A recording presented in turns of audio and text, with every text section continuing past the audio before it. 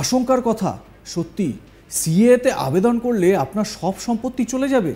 নাগরিক থাকলেও আপনারা বেআইনি অনুপ্রবেশকারী হয়ে যাবেন। দরখাস্ত করলে আপনাদের ডিটেনশন ক্যাম্পে নিয়ে চলে যাবে। ভোটের জন্য আপনাদের ভাঁওতা দিচ্ছে, ধাপ্পা দিচ্ছে, সব হারাবেন। দেশ জুড়ে লাগু হওয়া সংশোধিত নাগরিকত্ব আইন বা সিএ এর বিরোধিতায় সুর চড়ালেন এভাবেই বাংলার মুখ্যমন্ত্রী মমতা বন্দ্যোপাধ্যায়। মঙ্গলবার উত্তর চব্বিশ পরগনার হাবড়ায় জনসভা করেন মুখ্যমন্ত্রী। সোমবার নবান্নে তিনি সাংবাদিক বৈঠক করেন। সেই সাংবাদিক বৈঠকেও মুখ্যমন্ত্রী সিএএ প্রসঙ্গে নিজের প্রতিবাদ জানান। তিনি বলেন, বাংলার নাগরিকদের অধিকার রক্ষার লড়াইয়ে তিনি মানুষের পাশেই রয়েছেন। জোর করে কারো নাগরিক অধিকার কেড়ে নেওয়ার চেষ্টা হলে কোনোভাবেই তা মেনে নেওয়া হবে না। সবচেয়ে বড় কথা, রুল ফ্রেম হলেও এখনো পর্যন্ত তার কপি তিনি পাননি। তাই এখনই এ নিয়ে বিস্তারিত প্রতিক্রিয়া নয়। মঙ্গলবার হাবড়ার বাণীপুরের সভা থেকে বিস্তারিত জানাবেন বলে জানিয়েছিলেন তিনি। আর সেই মতো জনসভা থেকে মমতা বলেন, নির্বাচনের আগে প্রতারণা, ছলনা, বঞ্চনা, নাগরিক অধিকার কেড়ে নেওয়ার চক্রান্ত করছে বিজেপি। যে সিএ এর কথা কেন্দ্রের সরকার ঘোষণা করেছে, আদৌ তা বৈধ কিনা তা নিয়ে সন্দেহ আছে। পুরোপুরি ভাঁওতা বলে উড়িয়ে দিয়েছেন মমতা। শুনুন কি বলছেন রাজ্যের মুখ্যমন্ত্রী। রুলসটা কালকে কেন্দ্রীয় সরকার ঘোষণা করেছে, আদৌ এটা বৈধ কিনা আমার সন্দেহ আছে। কোনো ক্ল্যারিটি নেই, টোটাল ভাওতা। ইলেকশনের আগে যুদ্ধ খেলা 19 সালেও করেছিল। 2019 সালে এনআরসির নামে আসামে 19 লক্ষ লোকের মধ্যে 13 লক্ষ বাঙালি হিন্দুকে বাদ দেওয়া হয়েছিল। অনেক মানুষ দুঃখে আত্মহত্যা করেছিল। আজকে যে বিজেপির নেতারা বলছেন ক্যা করে দিলাম, অধিকার দিয়ে দিলাম, এবার আমি আপনাদের কাছে কয়েকটা কোয়েশ্চেন করছি। তার মানে এখন যাদের দরখাস্ত করতে বলা হচ্ছে, তার মানে তারা যেই দরখাস্ত করবেন সঙ্গে সঙ্গে তারা নাগরিক থাকা সত্ত্বেও আপনারা বেআইনি অনুপ্রবেশকারী হয়ে যাবেন। তাহলে আপনাদের সম্পত্তি কি হবে? আপনাদের চাকরি বাকরি কি হবে? আপনাদের ছেলে মেয়েদের পড়াশুনো কি হবে?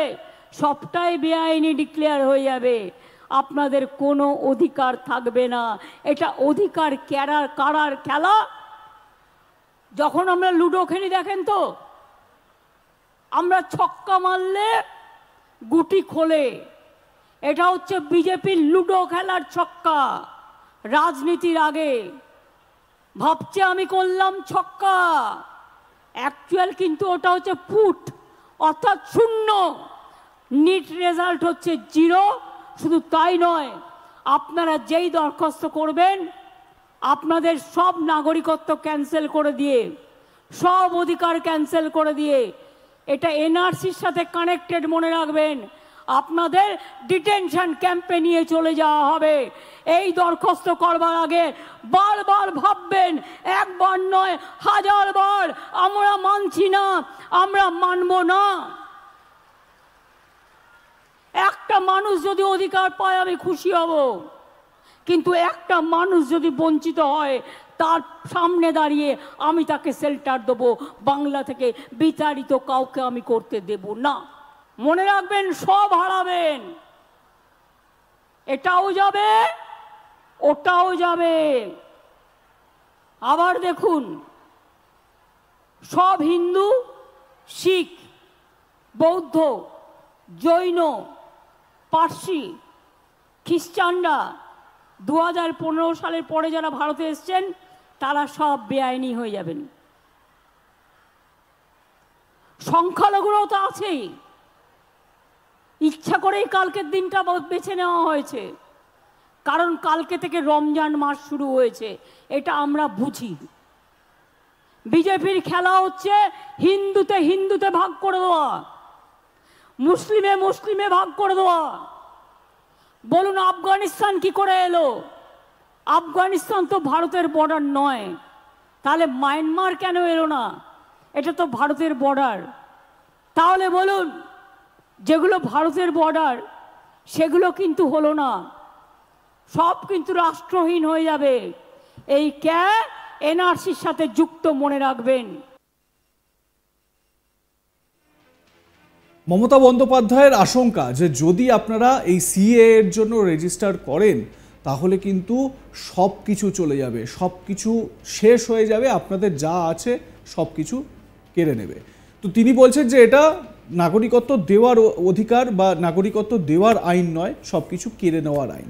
কিন্তু অভিজিৎ গাঙ্গুলি, যিনি সদ্য বিজেপিতে যোগ দিয়েছেন, অভিজিৎ গাঙ্গুলি তিনি তমলুকে আজকে গিয়েছিলেন, অর্থাৎ মঙ্গলবার তমলুকে যান, বর্গভীমা মন্দিরে পুজো দেন, নির্দিষ্ট তার কিছু কর্মসূচি ছিল। তো তখন তিনি বলছেন যে মমতা বন্দ্যোপাধ্যায় যেটা বলছেন, মানে নাম করেননি তিনি, কিন্তু বলছেন যে ওনার মিথ্যা ভাষণ দেওয়াতে তিনি পটু, তিনি যা বলছেন সব মিথ্যা। নাগরিকত্ব আইন বা সিএএ নাগরিকত্ব দেওয়ার আইন, কেড়ে নেওয়ার আইন নয়, এবং নাগরিকত্ব যে কোনো জায়গাতেই করা যেতে পারে যদি তারা ইচ্ছুক থাকেন বা ইচ্ছা করেন। নাগরিকত্বে মানুষকে নাগরিকত্ব দেওয়া হবে মানুষকে, এমনটাই বলতে চেয়েছেন অভিজিৎ গাঙ্গুলি। তবে মমতা বন্দ্যোপাধ্যায়ের আশঙ্কা যে নাগরিকত্ব দেওয়ার নামে সব কিছু কেড়ে নেওয়া হবে, এমনকি আপনাদের সম্পত্তিও কেড়ে নেওয়া হবে।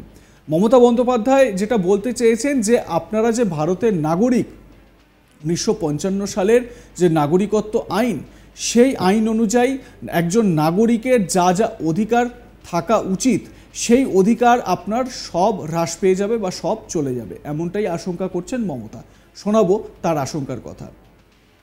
যে রুলসটা কালকে কেন্দ্রীয় সরকার ঘোষণা করেছে, আদৌ এটা বৈধ কিনা আমার সন্দেহ আছে। কোনো ক্ল্যারিটি নেই, টোটাল ভাওতা।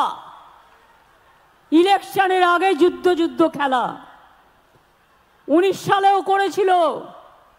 2019 সালে এনআরসির নামে আসামে 19 লক্ষ লোকের মধ্যে 13 লক্ষ বাঙালি হিন্দুকে বাদ দেওয়া হয়েছিল।